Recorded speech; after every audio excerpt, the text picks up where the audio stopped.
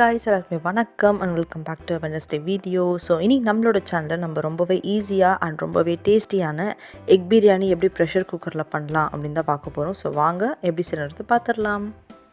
Pan எடுத்துக்கோங்க, அதில் கொஞ்சமாக எண்ணெய் சேர்த்துட்டு உப்பு, மஞ்சள் தூள், மிளகாத்தூள் கொஞ்சமாக சேர்த்துட்டு வேக வச்சு எடுத்துருக்கிற முட்டையை அங்கங்கே கட் பண்ணி எடுத்துக்கோங்க. அப்போ தான் மசாலா உள்ளே இறங்கும். அது ஒரு நிமிஷம் கிட்ட நீங்கள் லைட்டாக மீடியம் ஃப்ளேமில் ஃப்ரை பண்ணி எடுத்தாலே போதும். ரொம்ப நேரம் இல்லை, ஒரு 30 செகண்ட்ஸ்லேருந்து ஒரு நிமிஷம் ஃப்ரை பண்ணி தனியாக எடுத்து வச்சுருங்க. அப்போ தான் கலர்ஃபுல்லாக இருக்கும் பார்க்குறதுக்கு.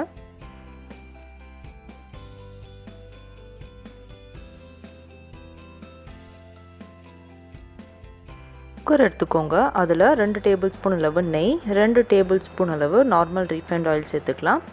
எண்ணெயும் நெய்யும் கொஞ்சம் அதிகமாகவே இருக்கட்டும், அப்போ தான் நமக்கு அடிப்பிடிக்காமல் பிரியாணி கிடைக்கும். கொஞ்சமாக பட்டை, லவங்கம், பிரிஞ்சி எல்லாம் சேர்த்துட்டு அது கூடவே ஒரு 2லேருந்து 3 பச்சை மிளகா சேர்த்தா போதும். 2 பெரிய வெங்காயம் நல்லா ஸ்லைஸாக நறுக்கி, வெங்காயம் கோல்டன் ப்ரௌன் ஆகிற வரைக்கும் நம்ம மீடியம் ஃப்ளேமில் வச்சு நல்லா வதக்கிடலாம். வெங்காயம் எவ்வளோ வதங்குதோ டேஸ்ட் அவ்வளோ நல்லா கிடைக்கும். அதனால் மீடியம் ஃப்ளேமில் வச்சு பொறுமையாக வதக்கிக்கோங்க. வெங்காயம் நல்லா வதங்கினதுக்கப்புறமா 2 டேபிள் ஸ்பூன் அளவு இஞ்சி பூண்டு பேஸ்ட், ஃப்ரெஷ்ஷாக அரைச்ச இஞ்சி பூண்டு பேஸ்ட்டாக சேர்த்துக்கோங்க. இஞ்சி பூண்டு பேஸ்ட்டோட பச்சை வாசனை போனதுக்கப்புறமா நம்ம 2 தக்காளியை ஸ்லைஸாக கட் பண்ணி சேர்க்க போகிறோம். தக்காளியை நல்லா மெலிசாக கட் பண்ணிக்கோங்க, அப்போ தான் நமக்கு சீக்கிரமாக வேகும். இப்போ தக்காளி சேர்த்ததுக்கப்புறமா மீடியம் ஃப்ளேமில் ஒரு 3 நிமிஷத்துக்கு நல்லா வதக்கிடலாம். இப்போ வெங்காயம், தக்காளி எண்ணெயிலேருந்து திரிஞ்சு தனியாக வரணும். அது வரைக்கும் நீங்கள் நல்லா ஸ்மாஷ் பண்ணுற மாதிரி இதை வேக வச்சுருங்க. இப்போ தக்காளி நல்லா ஸ்மாஷ் ஆகிடுச்சு. இப்போ நெக்ஸ்ட்டு மசாலாலாம் சேர்க்க போகிறோம். மிளகாத்தூள் 1 ஸ்பூன், தனியாத்தூள் 1 ஸ்பூன், கரம் மசாலா ஒரு அரை ஸ்பூன் இருந்தால் போதும். நீங்கள் ரைஸுக்கும் சேர்த்து இப்போவே உப்பு சேர்த்துக்கலாம். இப்போது இதை அடிப்பிடிக்காத மாதிரி நல்லா மிக்ஸ் பண்ணிக்கோங்க. நல்லா மிக்ஸ் பண்ணதுக்கப்புறமா இதோட பச்சை வாசனை கொஞ்சம் போனதுக்கப்புறமா நம்ம 2 டேபிள் ஸ்பூன் அளவு தயிர் சேர்க்க போகிறோம். தயிர் தான் இதில் மெயின் டிஃப்ரெண்ட்டாக டேஸ்ட் நம்ம கொடுக்க போகுது.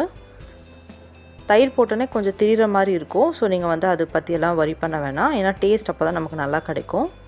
இப்போது நல்லா வதக்கினதுக்கப்புறமா புதினாவும் கொத்தமல்லியும் கொஞ்சம் அதிகமாகவே சேர்த்துக்கோங்க. அதுதான் மெயின் டேஸ்ட்டும் ஃப்ளேவரும் கொடுக்கும். எல்லாமே கொஞ்சம் மீடியம் ஃப்ளேமில் வச்சு வதக்கினா தான் உங்களுக்கு அடி பிடிக்காமல் இருக்கும், இல்லைனா சீக்கிரமாக அடி பிடிச்சிக்கும். அப்படி அடி பிடிக்கிற மாதிரி இருந்தால் கொஞ்சமாக தண்ணி சேர்த்துக்கோங்க.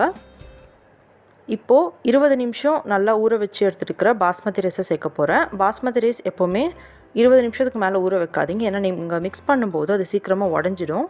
அதனால் நீங்கள் 20 நிமிஷம் ஊற வச்சாலே போதும். சேர்த்துட்டு முதல்ல அரிசியை மட்டும் இந்த மாதிரி மிக்ஸ் பண்ணி விடுங்க. மிக்ஸ் பண்ணிவிட்டு அதுக்கப்புறமா நம்ம இதை ஊற வச்சுருக்கிற தண்ணி இருக்கும் இல்லையா, அதுவும் இதிலே சேர்த்துடலாம். நம்ம 1 கிளாஸ் அரிசிக்கு 1.5 தண்ணி சேர்க்குறோம். இப்போ அதையும் லைட்டாக மிக்ஸ் பண்ணிவிட்டு இப்போவே காரம் உப்பெல்லாம் கரெக்டாக இருக்கான்னு டேஸ்ட் பார்த்துக்கோங்க. ஸோ லாஸ்ட்டாக நம்ம முட்டையை அப்படியே மேலே சேர்த்துற போகிறோம். அப்போ தான் நமக்கு அது முட்டையோட ஷேப்பும் அழகாக தெரியும். அண்ட் முட்டை ஆல்ரெடி வேக வச்சதால நமக்கு எந்த பிரச்சனையும் இல்லை. லாஸ்ட்டாக கொஞ்சமாக லெமன் ஜூஸ் புழிஞ்சு விட்டுக்கோங்க. இது ஆப்ஷனல் தான், இல்லைனாலும் பரவாயில்ல. நான் 2 விசிலுக்கு வச்சு எடுத்திருக்கேன். உங்கள் குக்கர் டெம்பரேச்சருக்கு ஏற்ற மாதிரி நீங்கள் ரெகுலராக எப்படி வைப்பீங்களோ அந்த மாதிரி பார்த்து வச்சுருங்க.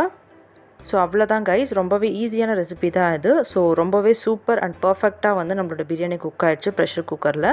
ஸோ பார்க்கவே ரொம்ப அழகாக இருக்குது பாருங்கள். ஸோ நீங்களும் உங்கள் வீட்டில் இந்த ரெசிபியை ட்ரை பண்ணி பார்த்துட்டு கண்டிப்பாக எனக்கு சொல்லலாம்.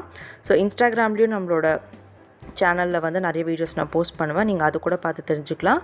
லைக் பண்ணுங்கள், ஷேர் பண்ணுங்கள், சப்ஸ்கிரைப் பண்ணுங்கள், மறக்காமல் கமெண்ட்டும் பண்ணிடுங்க. தேங்க்யூ ஸோ மச் ஃபார் வாட்சிங் கைஸ். பாய்.